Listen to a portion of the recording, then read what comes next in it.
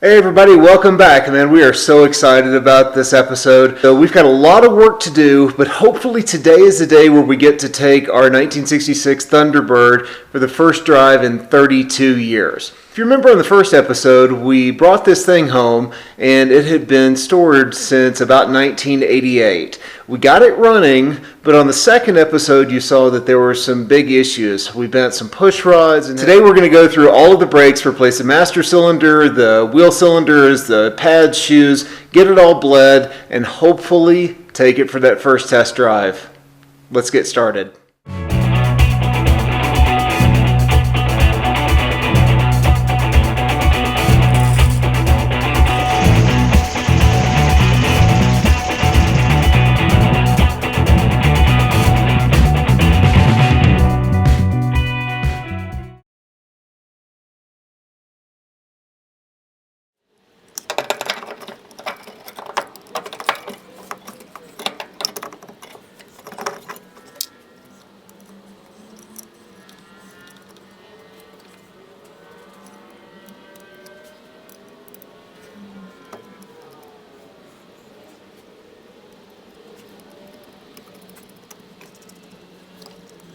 We've got the wheel off and taking a look at the brakes, consulting with the shop manual. And guys, if you don't have one of these, take the time, invest the money, get a factory shop manual. It is so worth all of the money that you need in order to get one of these, because it tells you exactly step by step what to do and how to take care of these cars.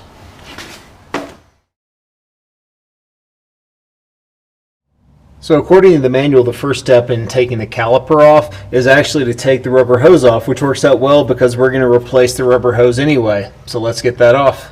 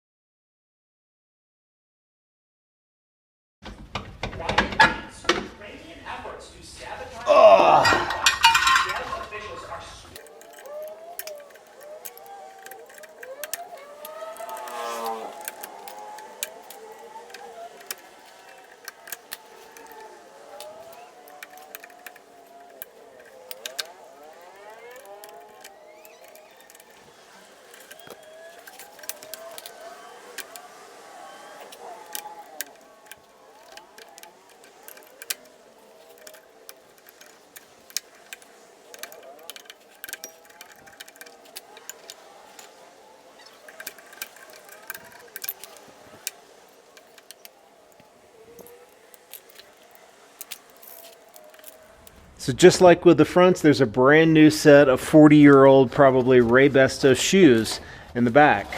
So we're going to put these on the back of our 66 Bird. So I got all the brakes back together on the car, and it just didn't feel quite right, and I'm kind of kicking myself for not checking this earlier.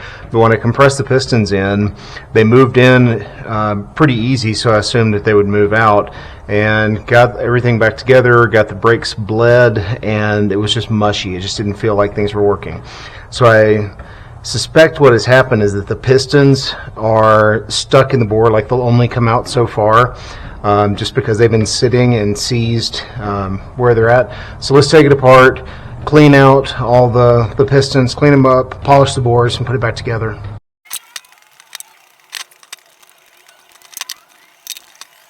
The way I'm going to pop these is with air pressure. So I've got the bleeder closed. I'm just going to put a little air pressure on the inlet side here and see if pistons pop. Okay, well, one of them popped. but this one stuck. And that's pretty gross down in there. We need to clean this up anyway. What I'm going to do is I'm going to put this piston back in and just put a little bit of a clamp on it so it holds it in place, and see if I can pop this. This doesn't have to be super tight, it's just trying to keep the piston from coming out.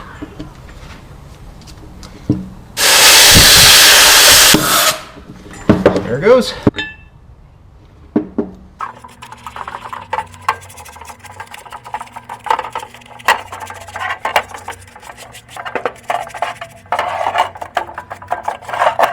Back on the bench, we've got this cleaned up a little. You can see there's a little bit of rust right down in the bore. So I'm going to do my best to try and polish that out.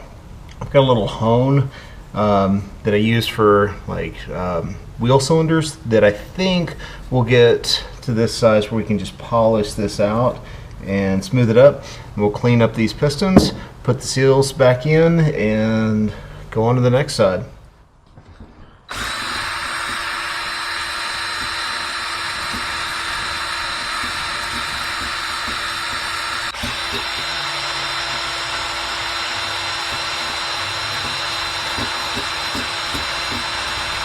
You can see, looking down in there, it's not perfect, but it's pretty darn good. I think that will work. So let's just hit it with the brake parts cleaner again, get it all cleaned out, clean up our seals, put it back together.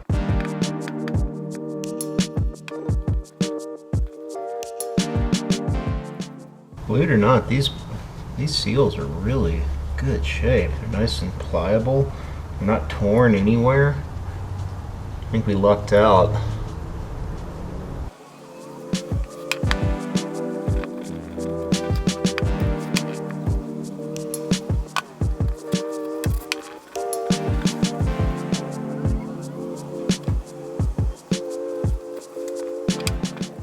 Okay, when it comes to assembly, got some new gloves here because I don't want to get any crud down in the bores here. Going to take some just brake fluid and get a little bit on my finger, and we're going to lube up the bores really well.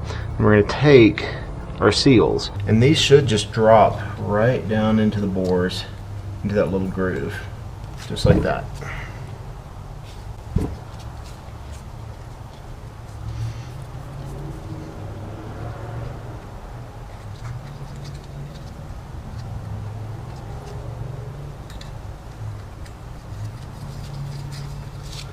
Okay, let's take our piston, get a little goo on it as well, and if all goes well, this should just easily slip right down.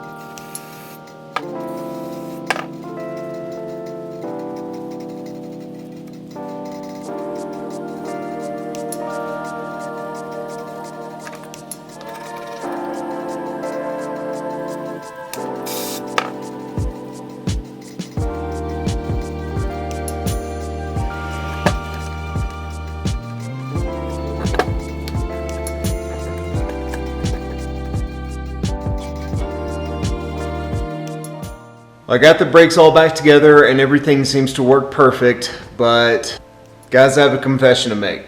So when I first got the car running, I figured the gas tank had some crap in it, so I purposefully hooked it up to just a remote fuel tank so it wouldn't suck anything into it.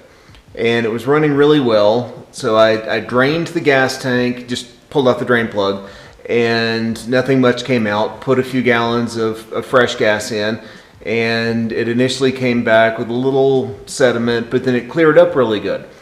So my thought was that it probably was pretty dry when it was stored. So I made the mistake of basically filling up the car. And in the process of just trying to get the car all tuned up and make sure the brakes are working, started running bad. And running really bad, like barely even running. Went through everything, finally pulled the top off the carburetor, and it was just full of sediment and rust and crap. So unfortunately, I think what happened is when I put in just a little bit of gas, it was okay.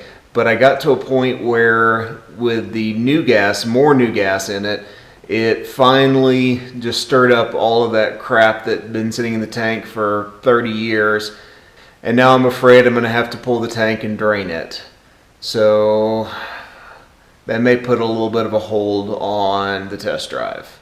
All right, we're going to start draining the fuel tank. Now I've got one of these little cheap universal electric clickety-clack pumps kind of hooked up. We've got a hose going to the feed line from the tank, going to a spare tank. And yes, I know this says diesel, but due to the Corona apocalypse, this is the only gas tank that I could find.